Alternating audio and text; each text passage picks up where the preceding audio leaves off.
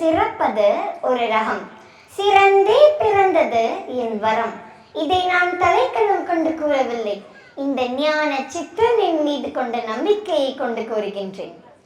சில பேர் முருகனை அழகுன்னு சொல்லுவாங்க, சில பேர் அறிவுன்னு சொல்லுவாங்க.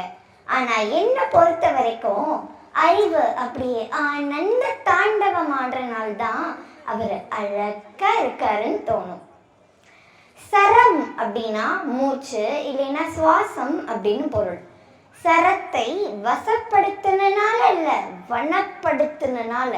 சரத்தை வனப்படுத்தினால சரவணன் நம்ம அழைக்கிற இந்த சஷ்டி நாயகனை நம்ம 1000 ஆண்டுகள் ஆனாலும் நம்ம எல்லாரோட மனசுலையும் ஒரு இளைஞனா இல்ல அவருக்கு வயசு குறைஞ்சுக்கிட்டே தான் போகுது, ஒரு குழந்தையா நம்ம பாவிக்கிற முருகன் கிட்ட இறைவான்னு சொல்லி நம்ம பல பிரார்த்தனைகளையும் கோரிக்கைகளும் வைக்கிறோம்.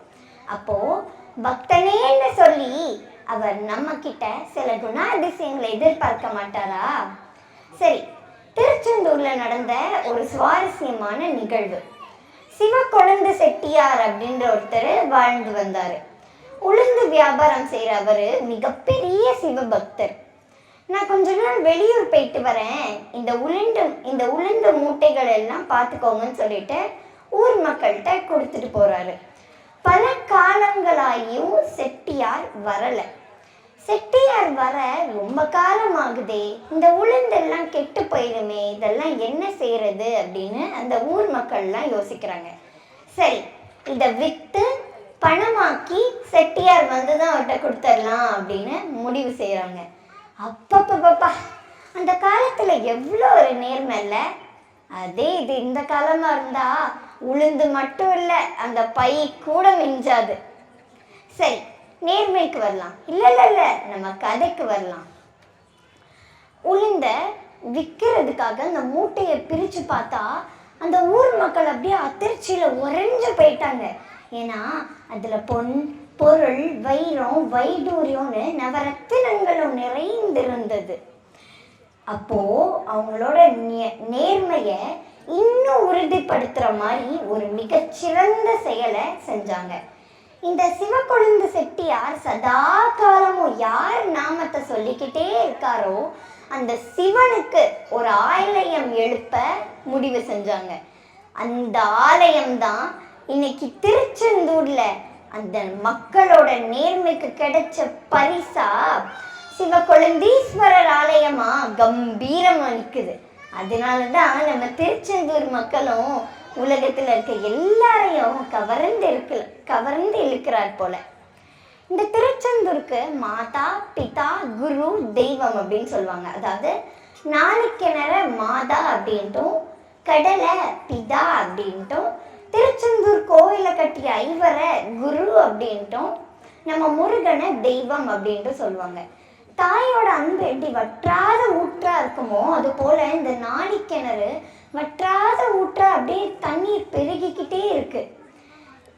ஒரு தந்தை ஒரு மகளுக்கோ மகனுக்கோ எவ்வளோ நிறைய கொடைகள் கொடுப்பாரு, அந்த மாதிரி இந்த கடலும் நமக்கு நிறைய கொடைகள் கொடுக்குது.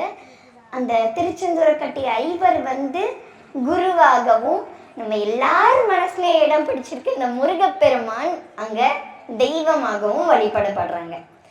சரி, சுப்பனோட சிறந்த பக்தர்களை பத்தி பார்த்துட்டோம். இப்போ அப்பனோட மிகச்சிறந்த பக்தர்களை பத்தி பார்த்துட்டோம். இப்போ சுப்பனோட மிகச்சிறந்த ஒரு பக்தியை பத்தி பார்த்துடலாமா? ஆண்டவன் பிச்சை அம்மாள். ஒரு முறை மகாபெரியவர் சென்னை மயிலாப்பூர் வழியா நடந்து போயிட்டு இருக்காரு. அப்போ அந்த தெருவில் இருக்க எல்லா குடும்பத்தினரும் அவரை வணங்கிக்கிட்டே வருவாங்க. அப்போ பயபக்தியோட வணங்கின ஒரு குடும்ப தலைவரை பார்த்து, உள்ள பாத்திரம் விளக்கிட்டு இருக்க உன்னோட மகளை கூட்டிட்டு வா அப்படின்னு சொல்றாங்க. அவரும் உள்ள பாத்திரம் விளக்கிட்டு இருக்க தன்னோட பொண்ணை கூட்டிட்டு வர்றாரு. இந்த பெண் குழந்தை வருங்காலத்துல ஒரு மாபெரும் சித்தரா வடிவெடுப்பாங்க, அதை நீங்க பின்னால பாப்பீங்க அப்படின்னு சொல்லிட்டு மகாபெரியவர் போயிடுறாரு. அந்த சின்ன குழந்தை தன்னோட 8 வயசுலயே முருகன் மேல மிகுந்த பக்தி கொண்ட ஒரு குழந்தையா வளர்ந்து வர்றா. அவளோட கனவுல வந்த முருகப்பெருமான் நாகுல அவளுக்கு தமிழ்ல பாடுற புலமையை கொடுத்தது போன்ற ஒரு கனவை கண்டிருக்கா. அதுக்கு அடுத்த நாள்ல இருந்து முறைய பள்ளிக்கு போய் கல்வி கற்காத மரகதவள்ளின்ற பெயர் பெற்ற அந்த அம்மா அவ்வளோ பொங்கும் தமிழ்ல புலகாங்கிதத்தோட சென் தமிழ்ல பாடல்கள் பாட ஆரம்பிக்கிறாங்க. இதை பார்த்து அந்த குடும்பத்தினர் வியந்து போறாங்க. எப்படி இது உனக்கு சாத்தியமாச்சுன்னதும், என் கனவுல முருகன் வேளால எழுதினாரு அப்படின்னு சொன்னதும் அந்த குடும்பத்தினர் எல்லாரும் ரொம்ப ஆச்சரியப்பட்டு போறாங்க. இந்த அம்மா முருக பக்தியில அப்படியே திளைத்து போயிருந்த அந்த காலத்துல குழந்தை திருமணம் ரொம்ப அதிகமா இருந்திருக்கு.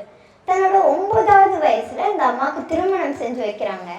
இந்த அம்மா எப்ப பார்த்தாலும் முருகனோட சிந்தனையிலேயே முருகனுக்கு எப்படி இப்படி பாட்டு பாடலான்ற சிந்தனையிலே இருக்கிறத பார்த்து இவங்க மாமியார், இனிமே நீ பாடல்களே முருகனை பத்தி பாடக்கூடாதுன்னு அவங்கள மிரட்டி பணிய வைக்கிறாங்க.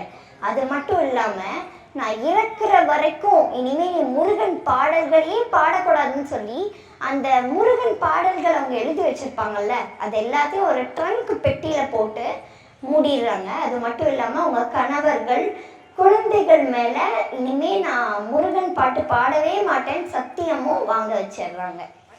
24 வருடங்கள் கழித்து அவங்க மாமியாரோட மறைவுக்கு பின்னர் தெய்வாதீனமா ஒரு நாள் அவங்கள சந்திக்க வந்த ஒரு உறவுக்கார பெண் நான் வேலை பார்க்குற பத்திரிகையில இருந்து சில பக்தி பாடல்கள் தேவைப்படுது அப்படின்னு சொன்னதும், 24 வருஷத்துக்கு முன்னாடி அவங்க மாமியார் போட்டு அந்த ட்ரங்க் பெட்டியில அவங்க பாடின பாட்டெல்லாம் போட்டு வச்சிருந்தது ஞாபகம் வருது. அந்த ட்ரங்க் பெட்டியை உடைச்சு பார்த்தா எல்லாருக்கும் ஒரே அதிர்ச்சி. ஏன்னா அதுல இருந்த பணம், பழைய தாள்கள் எல்லாமே சில்லரைச்சு போய் அப்படியே கரையானால அரைச்சு போய் கிடக்க, இந்த அம்மா எழுதின பாடல்கள் அடங்கிய நோட்டு புத்தகங்கள் மட்டும் அப்படியே புதுசா இருக்குது. அந்த உறவுக்கார பெண் எல்லா பாடல்களையும் வாங்கிட்டு போயிடுறாங்க. அன்னைக்கு ராத்திரி அவங்க கனவுல மறுபடியும் அந்த முருகப்பெருமான், அதான் எல்லா பாடல்களையும் கொடுத்துட்டியே, இனிமேலும் பாடல்கள் பாட மாட்டியான்னு கேட்டதும் அந்த அம்மா முதல்ல பாடின பாட்டு தான் உள்ளம் முருகுதையா அப்படின்னு இன்னைக்கு நம்ம எல்லாரும் ரசிச்சு கேட்டுட்டு இருக்க அந்த பாடல். இந்த அம்மா ஒரு தடவை திருவண்ணாமலைக்கு போயிருக்காங்க. அவங்க போறதுக்கு ரொம்ப தாமதமாயிட்டு ராத்திரி 10 மணி ஆயிடுது. நடையெல்லாம் சாத்த ஆரம்பிச்சிடுறாங்க. அவங்க கூட எல்லாரும் வாசல்லே உட்காந்துறேன், ஒரே நிமிஷம் இருங்க, நான் சீக்கிரம் போய் அந்த இடுக்கு வழியாவது சாமி தரிசனம் பண்ணிட்டு வந்துடுறேன் அப்படின்னு சொல்றாங்க. அண்ணாமலையாரை தரிசனம் பண்ணிட்டு உண்ணாமலை அம்மாள் சன்னதிக்கு போறாங்க. அப்போ அவங்க சன்னதியோட படிக்கட்டுல ஒரு பையன் உட்காந்து பாட்டு பாடிட்டு இருக்கான். வாங்க வாங்க, உங்களுக்கு நான் பூஜை பண்ணி தரேன்னு சொல்லி உண்ணாமலை அம்மாரை அலங்காரம் செஞ்சு தீபாராதனை காட்டி திருவண்ணாமலையில் இருக்க கம்பத்து இளையனார்ன்ற முருகன் சன்னதிக்கும் அவங்கள அழைச்சிட்டு போய் முருகனை அலங்காரம் செஞ்சு பூஜை பண்ணி பிரசாதமும் கொடுக்குறாங்க. அந்த அம்மா தட்சணை கொடுக்க போகும்போது, இல்லை தட்சணையெல்லாம் வேண்டாம், நான் இங்கே தான் இருப்பேன் அப்படின்னு சொன்னதும், உன் பேர் என்ன அப்படின்னு கேட்டதும் தண்டபாணி அப்படின்னு சொல்கிறாங்க. நான் இங்கே தான் இருப்பேன், நாளைக்கு தட்சணை வாங்கிக்கிறேன் அப்படின்னு சொல்லிட்டு அந்த பையன் போயிடுறான். இந்த அம்மா எல்லாம் முடிச்சுட்டு வெளியே வரும்போது அர்ச்சகர் கேட்குறாரு, மா நான் தான் எல்லா கதவையும் சாத்திட்டேனே, உள்ளே போய் நீங்கள் என்ன பண்ணீங்க அப்படின்னு கேட்டதும், இல்லை இங்கே தண்டபாணின்னு ஒரு பையன் இருந்தான், அவன் எனக்கு எல்லா கதவுகளையும் திறந்து விட்டு பூஜை பண்ணான் அப்படின்னு சொன்னதும், தண்டபாணியா, இங்கே அப்படி எந்த பையனும் இல்லை அப்படின்னு அர்ச்சகர் சொல்கிறாரு. இந்த அம்மா ஒரு குழப்பத்தோடையே அன்னைக்கு ராத்திரி தூங்குறாங்க. மறுநாள் காலையில் ரமணாசிரமத்தில் ரமண மகரிஷியை பார்க்க வர்றாங்க. ரமண ஒவ்வொருத்தரையா ரமணர் அப்படியே ஒவ்வொருத்தரா ரமணரை தரிசனம் பண்ணிட்டே வரும்போது இந்த அம்மாவோட முறை வருது. ரமணர் அப்படியே அவரோட கருணை பார்வையால் இந்த அம்மாவை பார்த்ததும் அவங்களுக்கு எப்படியோ மின்சாரம் தாக்குன ஒரு உணர்வு வந்திருக்கு. ரமணர் என்ன தண்டபாணி தரிசனம் கிடைச்சுதான்னு கேட்டதும் இந்த அம்மாவுக்கு அப்படியே கண்ணீர் வந்துருச்சு. அப்போ தண்டபாணியா வந்தது முருகன் தானா அப்படின்னு அந்த அம்மா அப்படியே கண்ணீர் விட்டு அழுற இந்த இடம் நம்மளையே மெய் சிலிர்க்க வைக்குது இல்ல. அப்பா, ஆணாதிக்கம் மிகுந்த இந்த உலகத்துல தனி ஒரு பெண்ணா இருந்து ஆன்மீகத்துல கடும் கற்கள் மீதும் எரிமலை குழம்பின் மீதும் நடந்து முருக பக்திய எவ்வளோ அழகா இந்த அம்மா பரப்பியிருக்காங்கல்ல. இப்போ ஒரு சின்ன பாடல், அடி மீது அடி வைத்து அழகான நடை வைத்து விளையாடு ஓடிவா முருகா, என்னோடு சேரவா முருகா. உன்னோடு சாய்ந்தாட உடலிங்கு தள்ளாட உயிர் நல்ல ஏங்குதே குமரா, உன்னை காணும் ஆசைதான் குறைவா. கண்ணோடு ஒளி பொருந்தி வழிகாட்டவாவா, என் மூச்சும் எனதில்லை உனக்காக தேவா, விரைவாய் வருவாய் அழகாய் விளையாட ஓடிவா முருகா, என்னோடு சேரவா குமரா.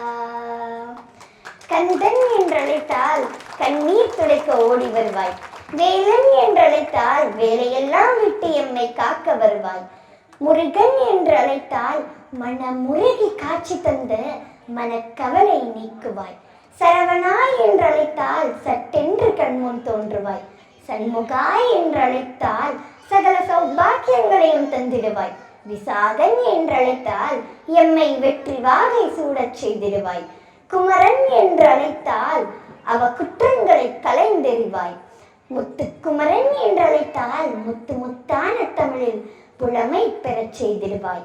என்ன புண்ணியம் செய்தோம் இப்பிறவியில் உன்னை தொழும் பாக்கியம் பெற. வெற்றிவேல் முருகனுக்கு, சஷ்டி நாயகனுக்கு, சம்ஹாரமூர்த்திக்கு, வள்ளி தெய்வானை மணமாளனுக்கு அனைவருக்கும் நன்றி.